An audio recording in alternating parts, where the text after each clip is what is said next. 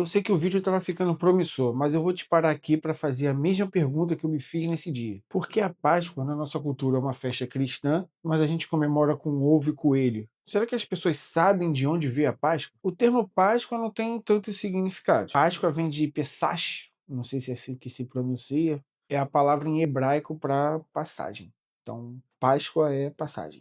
Pesach é a libertação do povo do Egito pelo Mar Vermelho, que veio da origem à palavra Páscoa, como a gente fala hoje em português. Os hebreus, que não são judeus, judeu é uma coisa, hebreu é outra, estavam ali no Egito desde José. E aí o tempo foi passando, os hebreus foram escravizados pelos egípcios, e aí surge Moisés, completamente encajadado, leva o povo de Deus embora do Egito, abre o Mar Vermelho, vai ficar dando volta ali no deserto por 40 anos. E basicamente até a chegada do cristianismo, a Páscoa era isso. Era a celebração da libertação do povo hebreu do Egito. É essa passagem, né? O povo passando.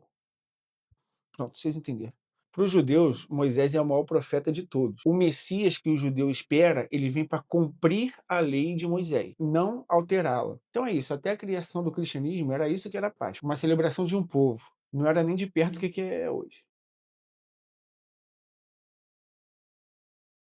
Em grego, Pascá, em latim, Páscoa, que era pasto e alimento, associando assim ao fim do jejum da quaresma. Mais ou menos 1400 anos depois de Moisés, surge um nazareno, que adorava uma confusão, um tal de Jesus. Depois de 3 anos, para lá e para cá, fazendo milagre, arrumando confusão, ele vai para Jerusalém na época da Páscoa, Pachá, passagem. A Páscoa judaica.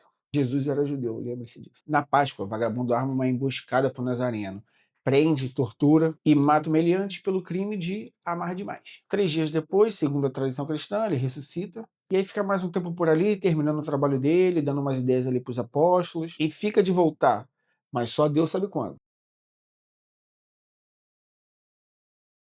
Se você não tem muito contexto religioso, Moisés, guiado por Deus, libertou o povo do Egito. E tiveram as pragas do Egito. E a última praga foi a morte aos primogênitos. E para se salvar, o povo de Deus teve que sacrificar um cordeiro, pegar o sangue desse cordeiro, botar na moldura das portas, para quando o anjo da morte passasse, não levasse os primogênitos do povo de Deus e só de quem não tinha sacrificado o cordeiro. Quem fizesse isso, quando o anjo da morte passasse, Pesach, você achou que a passagem é a passagem pelo Mar Vermelho, né? Mas o Pesach é essa, é a passagem do anjo da morte. Quando o anjo da morte passasse, ele não ia atingir o filho das pessoas que fizeram esse sacrifício. Então, toda Pesach, um cordeiro deveria ser sacrificado, em nome da lembrança dessa libertação. Já no cristianismo, Jesus é esse cordeiro. É aqui que começa a ser a diferença teológica aqui. Resumindo bastante, como nada que o homem faça é suficiente para pagar uma dívida com Deus, Deus se faz homem, Jesus, vem à terra, morre, ou seja, se sacrifica como cordeiro perfeito, livrando assim a humanidade do pecado, não sendo mais necessários sacrifícios no templo ou sacrifício de animais, e criando uma nova aliança, onde agora a humanidade tinha, através de Jesus, acesso direto a Deus. Resumidamente, essa é a virada de chave do judaísmo para o cristianismo no significado da Páscoa. No judaísmo, vai remeter à libertação do povo do Egito, e no cristianismo, à libertação do pecado. Basicamente é isso. No hemisfério norte do globo, a Páscoa é na primavera. E a primavera, meu compadre, tem mais Deus que gente. Perséfone na Grécia, Flora em Roma, Vesna na Eslava, todos esses basicamente ligados ao simbolismo de ressurreição, de vem do inverno escuro, entendeu? E a primavera, sol, calor. Sol, calor e luz. Mais antigamente ainda, na Suméria, tinha Dumuzi, que era um deus da fertilidade e da vegetação. Ele morre, desce ao submundo, causando a morte das plantas na terra. O seu retorno do submundo marcava o início da primavera e o florescimento da natureza. No Egito a gente tem Osíris, na Pérsia Meretate e aí por diante. Aí vamos voltar para o cristianismo. A fofoca é que o Nazareno tinha feito um alvoroço em Jerusalém e se espalhou por toda a Europa. Com o passar do tempo, esse convívio entre os cristãos e os pagãos foi se intensificando. E o cristianismo tem uma característica de expansão, que nem todas as religiões têm.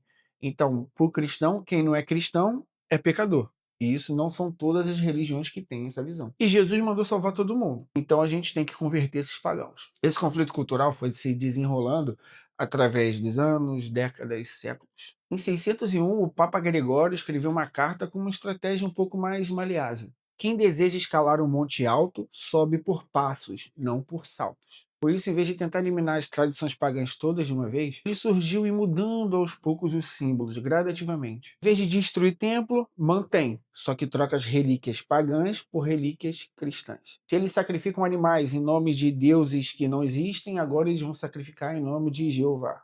Provavelmente ele não falou Jeová, mas eu achei maneiro meter um Jeová aqui.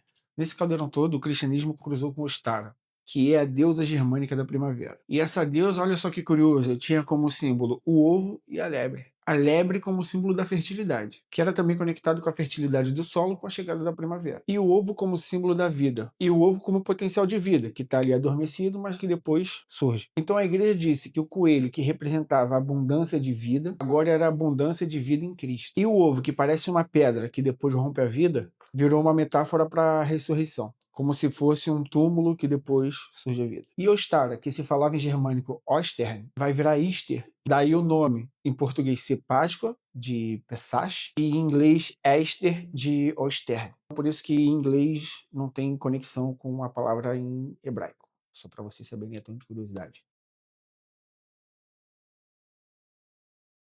Lá pelo século XVIII e XIX, os franceses e alemães começaram a ter uma ideia genial. Esvazia os ovos de verdade e coloca chocolate lá dentro para dar de presente. A ideia, né? E aí não teve jeito. Todo mundo só queria ovo de chocolate. Quem vai querer um ovo com uma gema lá dentro? Pô, você pode ganhar um ovo de chocolate. A Revolução Industrial veio, a tecnologia do cacau foi melhorando, foi se criando formas em metal para conseguir criar formas e formatos do chocolate. E a gente está aqui até hoje dando um chocolate em forma de ovo. É isso. E aí, como é que esse coelho alemão foi parar no mundo inteiro? Culpa da imigração. Lá para os anos 1700, os alemães que migraram para os Estados Unidos levaram para lá uma lenda. A lenda de Osterhace. Não sei se é assim que se fala, mas vou deixar escrito aqui para vocês. Basicamente, uma lebre mágica que botava ovos coloridos para as criancinhas que se comportavam bem. Tipo um coelho Papai Noel, né? Só que na primavera. Os americanos, mestres que são em empacotar tudo e vender, pegaram essa tradição e transformaram numa máquina de fazer dinheiro. Fizeram muito marketing, massificaram a história. E como a publicidade dos Estados Unidos se projeta para o mundo todo, eles exportaram esse modelo de Páscoa para o resto do mundo. E aí o coelho da deusa pagã, que foi adotado pelo cristianismo, agora é garoto propaganda de chocolate. Talvez o maior case de sucesso de crossover cultural aí da história da humanidade. Pelo menos dinheiro, talvez. A Páscoa que a gente comemora hoje é um Frankenstein histórico. É a fuga dos hebreus do Egito, misturada com a ressurreição de Jesus, temperada com as deusas da antiguidade e financiada pela indústria do chocolate. E aí, tu sabia que teu feriado favorito era essa loucura toda? Ou tu achava que lá na Bíblia tinha um coelho da Páscoa escondido? Comenta aqui embaixo, já manda esse vídeo aqui pra tua tia que acha que tem coelho da Páscoa na Bíblia. Valeu, até o próximo, se inscreve no canal. Abraço.